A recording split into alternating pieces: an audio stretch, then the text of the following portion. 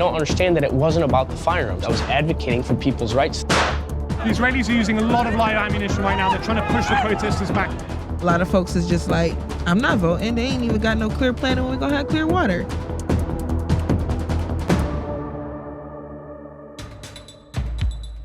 Notorious gangster James Whitey Bulger was beaten to death by inmates at a West Virginia prison soon after being transferred there on Monday, according to prison officials. The mobster was reportedly moved after threatening a prison worker in Florida, where he'd been serving back-to-back life sentences for his role in 11 murders, as well as drug trafficking, racketeering, extortion, and money laundering.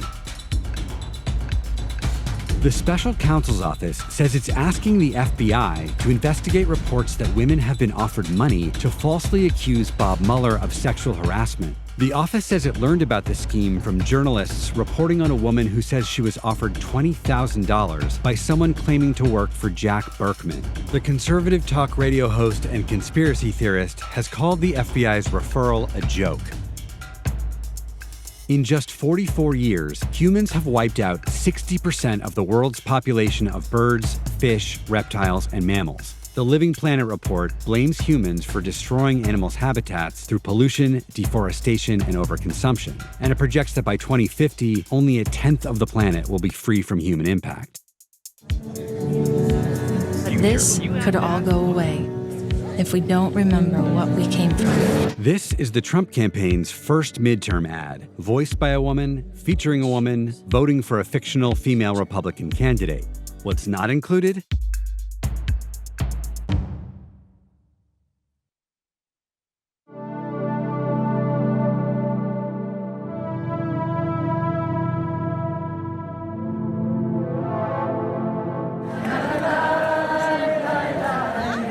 President Trump was in Pittsburgh today, against the wishes of the city's mayor and at least some of those mourning Saturday's victims.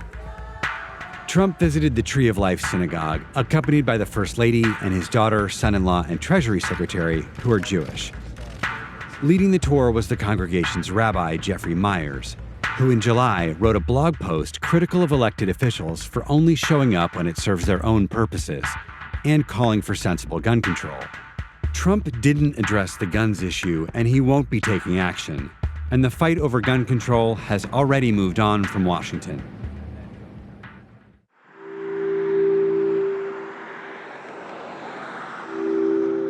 So these are our rental firearms that people can try out. You gotta try before you buy kind of thing. It's a pretty great experience. We got people coming in from all age groups. I've seen 5-year-olds shoot a full-size 9mm. Tristan Fulton practically grew up in Freedom Firearms, the gun shop his family owns in central Michigan. And every day I'd come here and I'd go down the street to the dollar store and buy a gallon of milk and a package of Oreos and down the whole thing. And then I would go shoot for a minute, and then by the time that happened and I digested all the Oreos, it was time to go home, so. Fulton's 19. He graduated high school in the spring, and now he's working as a cell phone tower repairman. Send that bad boy back out. Get on out there, boy. Last March, he walked into a Dick's Sporting Goods in Troy, Michigan, and with his uncle filming the whole thing, tried to buy a shotgun. You actually have to be 21 to look at any firearm. Okay, so just come through policy. So follow orders, right? You understand? Have a nice day. Thank you. The point was not that he needed a shotgun.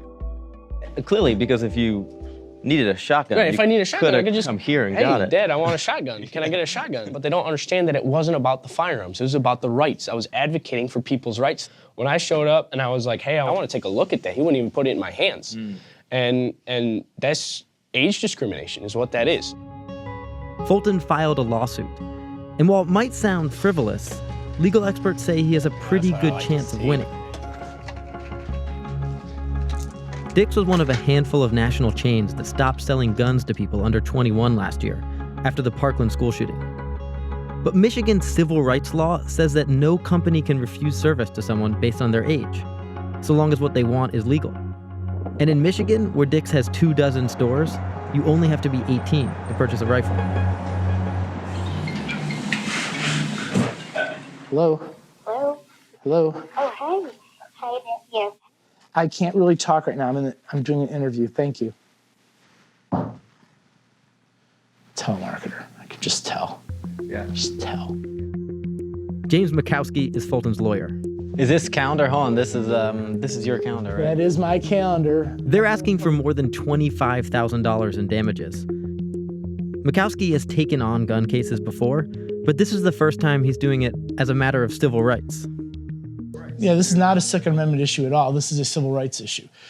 Age is a protected class in Michigan, just as race, as national origin. It's all protected class. His age group is being discriminated against by Dick's Sporting Goods and other retailers who have decided to jump on the bandwagon. It feels to me like this is a pretty novel way to tackle this issue. We're lucky in Michigan that we have the Civil Rights Act to rely on to help with this, yes. Good, strong liberal law. Good, strong liberal law, perhaps being used against the liberals. Hi, I'm Tyler Watson. I'm going to the Ranch Pass Walmart to try and purchase a Ruger 1022 rifle.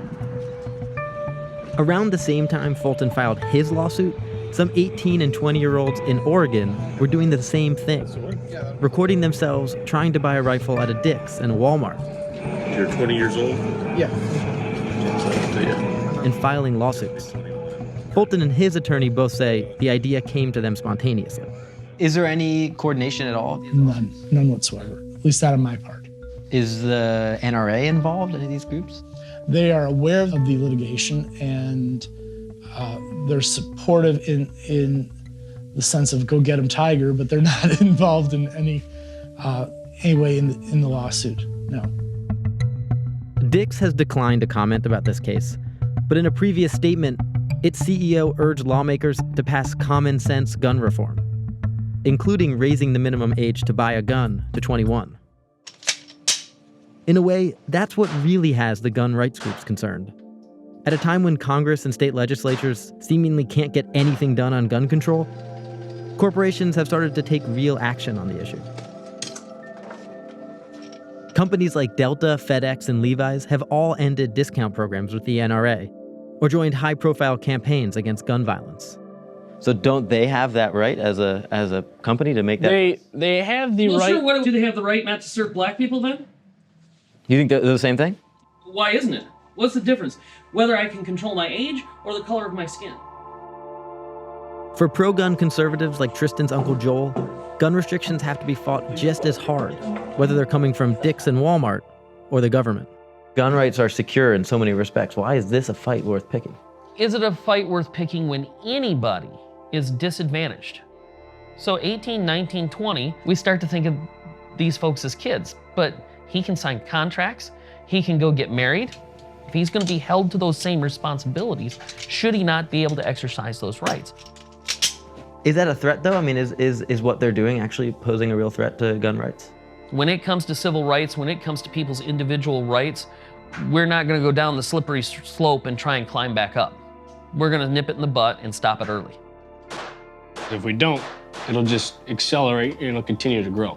If we don't tell these industries, you don't get to tell us what to do, you don't get to take away our rights, it's eventually, it'll get to the point where everybody's like, oh, well, we can mess with these guys. Well, we've shown them that you don't get to do that because you'll have problems, and those problems will have outcomes that you will not like.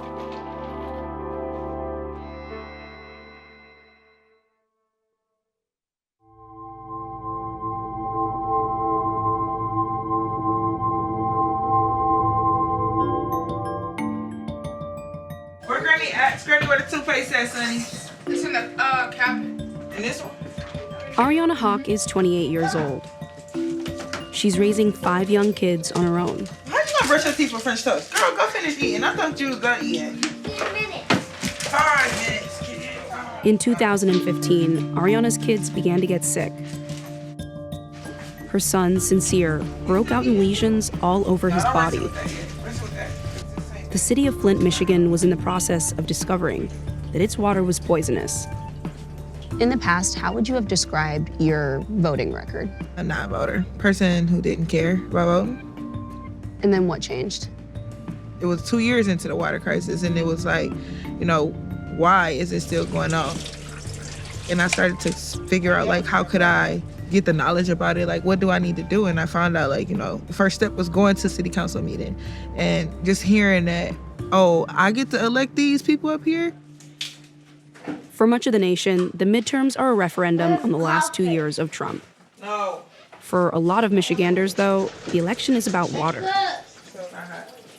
The water conversation is something that's being talked about with everybody. You know, you think about, is Flint still going through this? Yo, okay, this happened in Flint 4 years ago. Now Detroit going through it. Like, yo, what about my water? You know, how do we stop the problem before it gets worse?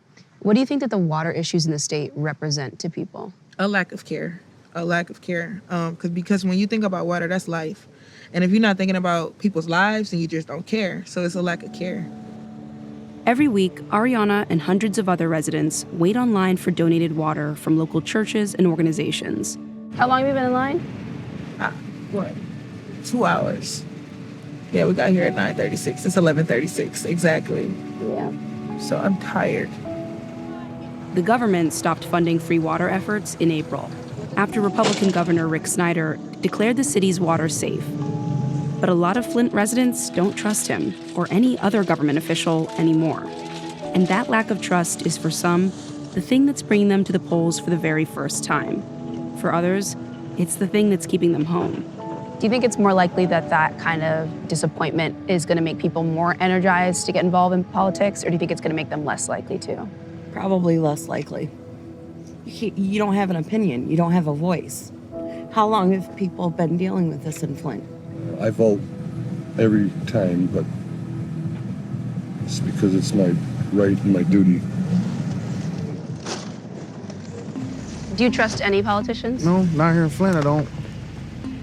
Nope. What about the people running for governor? Nope, it's all about the money. People here just live day by day, and they try to deal with this the best we can. So, but that's why I don't vote. Okay, so we're going to 5501. Ariana now works on midterm voter outreach with the organization Color of Change, trying to activate other pessimistic voters in Flint and surrounding cities. Great. My name is Ariana, and I'm with the organization Color of Change. Yes, ma'am. And I'm here talking to my neighbors about voting. Governor Snyder largely escaped the Flint fallout, and his name was dropped from a class action lawsuit by residents and businesses. But the crisis unfolded entirely on Snyder's watch, and voters haven't forgotten. Now, Snyder's Attorney General, Bill Schuette, is running for Snyder's seat. She did sponsor one bill that passed to regulate swimming pools, and that's the water she cares about, not the citizens of Flint. Schuette has been criticized for dragging his feet on the Flint investigation. And it's not just Flint. Districts across the state are finding their water bills are inordinately high. Their pipes are really old, that their water is contaminated. Tens of thousands of homes in Detroit have had their water shut off at some point because they can't afford it. The city's public schools turned off their drinking water when dozens tested positive for elevated levels of lead or copper. State data show that nearly 1.5 million Michigan residents are served municipal water containing some level of PFAS, toxic chemicals that come from industrial or military sites. An irony not lost on people in a state surrounded by fresh water. Thanks so much, guys. I appreciate your support. Mari Manoogian is 26, running for office for the first time as a Democrat for House District 40. It's one of the wealthiest areas in the state, and the seat's been Republican-held for at least 3 decades. We kicked off my campaign in August of 2017, and we knew that environmental issues were going to be a really big, important driving factor this election cycle. But we really discovered that water became a central issue when those schools closed down. We need to make Michigan the best place in the world to do business. Her opponent, David Wilkinson, served as Governor Snyder's policy director and is running on deregulation and corporate tax cuts. By many metrics, your district is doing much better than a place like Flint. Sure. And I'm curious, do you think that to your voters, water matters that much, or has it become something that's more of a liberal talking point or rallying point? Voters in my district look at Flint and see government failure. They don't just see it as a water crisis issue or something as a small microcosm. They see it as a symptom of a larger issue in the state of Michigan. Do you think that for the people who are more on the hopeless side, that they'll ever feel like they're included again in either of the political parties? I think it's going to take for the next governor to come in and actually be transparent and talking to the residents in order to reassure that trust. We've been doing this for 5 years, going on 5 years. That's the whole governor's term. What is your end date? What is the cutoff date for what's going on in Flint? And no one has that, which is why a lot of folks is just like, I'm not voting. They ain't even got no clear plan when we're gonna have clear water.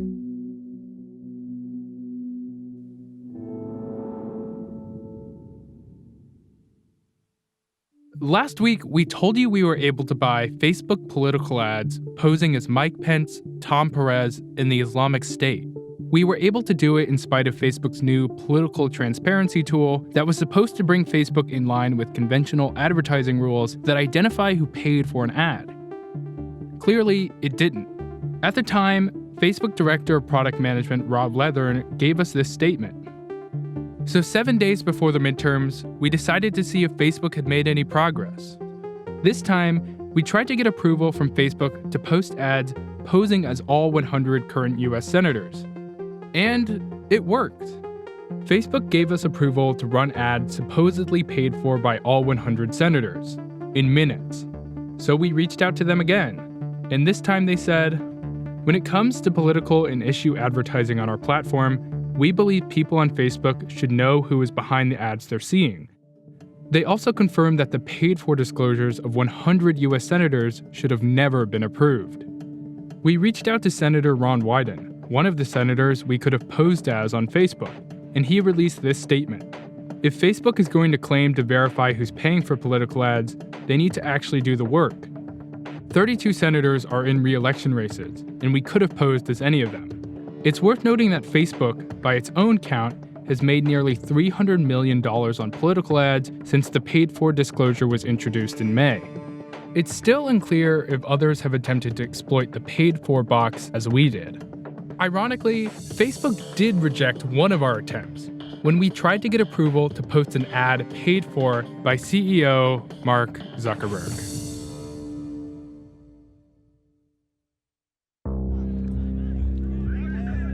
On Fridays in Gaza, thousands of Palestinians show up at the border with Israel to protest the 11-year blockade that's cut them off from the world and destroyed their economy. أنا ولا جمعة سبت بحياتي بخافش من قلق أنا هي إيديا بخافش من إطلاق كل جسم مخوق مش خايف أنا وإنه إحنا هنا مسيرة العودة حققت أحلام الشعب الفلسطيني إنه هتضلها مستمرة من هلا ما ينفك الحصار عن قطاع غزة وإحنا بنقول لهم بقول لك الاحتلال. The two sides are supposed to be nearing a ceasefire, with talks ongoing. But on the ground, peace doesn't feel much closer. Okay, so we've just seen another protester shot right in front of us. You can see he's being carried to the ambulances. The Israelis are using a lot of live ammunition right now. They're trying to push the protesters back. We're going to fall back here. More than 170 were wounded on Friday. Since protests began in March, more than 22,000 have been injured. Many have lost limbs. And at least 217 people have been killed, including Ahmed Abu Lebda.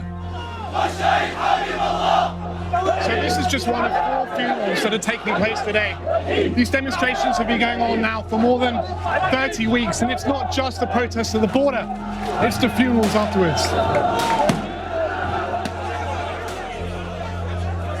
His family isn't just angry with the Israelis, they're furious with the Palestinian leadership too.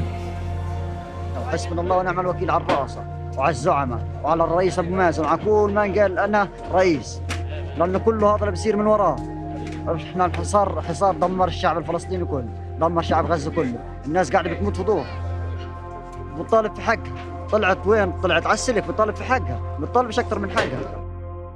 Palestinian politics are fragmenting. There are two major factions, the Palestinian Authority, or PA, led by President Mahmoud Abbas, who's also known as Abu Mazen, and Hamas, which runs the Gaza Strip. Right now, there's a battle between them about who gets to negotiate with Israel and the US over President Trump's plan to achieve peace. Until this year, the PA was considered the only legitimate partner. But after Trump announced the US was moving its embassy to Jerusalem, Abbas dropped out of talks with the Americans, opening the door for Hamas. The ceasefire is a national interest in order to avoid the war. The problem now is that the Palestinian Authority, which is not interested for the ceasefire, they try to block this. Do you think Abu Mazen is feeling sidelined? We believe in the reconciliation, but we feel that President Abbas is not so serious and having reconciliation with Hamas here in Gaza. Hamas is now doing what would have been unthinkable just a few years ago, negotiating directly with Israel, with Washington's tacit support, leaving Abbas fuming on the sidelines. تكون المرحلة التي نمر بها أخطر المراحل في حياة الشعب الفلسطيني. Abbas tore into Trump and Hamas at a meeting on Monday, where Parliament voted to renounce recognition of Israel. Aren't you guys partly to blame for how serious the situation is right now by ending the dialogue with the US? Isn't that something that... I did not end the dialogue with the US, they did. We had 37 meetings with the American administration of President Trump in 2017. We did everything possible in the book. In the first meeting, I told them, what are we talking about? Can you say 2 states? They said no. Can you say settlements illegal? They said no. And Why then, stop the dialogue then? I mean, doesn't that make you irrelevant from the process? Right. No, they stopped the dialogue. They chose the language of dictation. So why should he preempt the negotiations by deciding that Jerusalem is Israel's capital and move the embassy at cost blood of Palestinians and Israelis?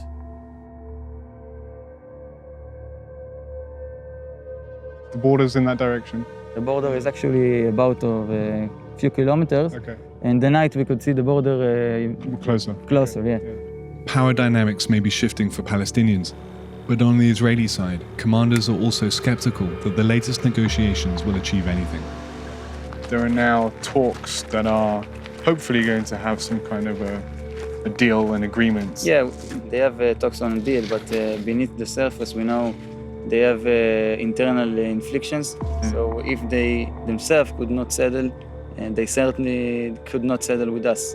I'm not very, I could say... Optimistic about it, yeah.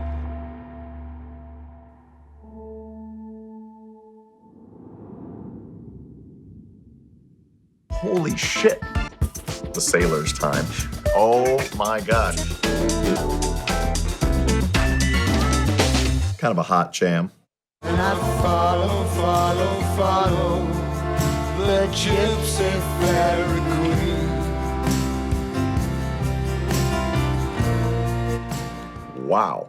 That was a sort of a Midsummer Night's Dream Renaissance vibe on that one. It was drawn in by the minor key, and there was a cello played almost hesitantly, which caught my interest because it felt like this is not a Pro Tools record. That was Marianne Faithfull.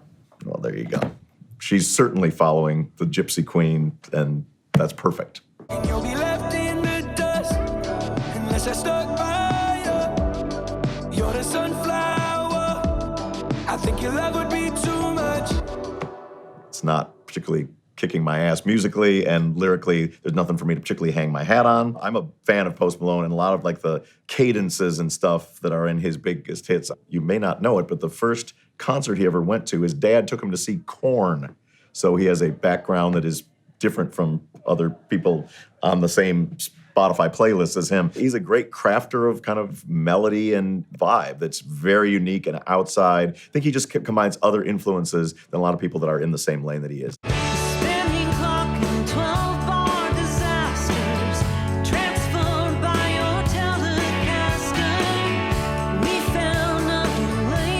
That's classic, like, Nashville songwriting right there. All the chords are in places where they're familiar and sound right. It feels like there's a couple of songwriters involved in that. Who's that? That was Roseanne Cash. Yep. I felt in that there was a classic element to it and a Nashville element to it. But Roseanne Cash is she's an icon in her own right. It's the kind of song that she should be making. I'm sure it'll be adored at the Country Music Awards.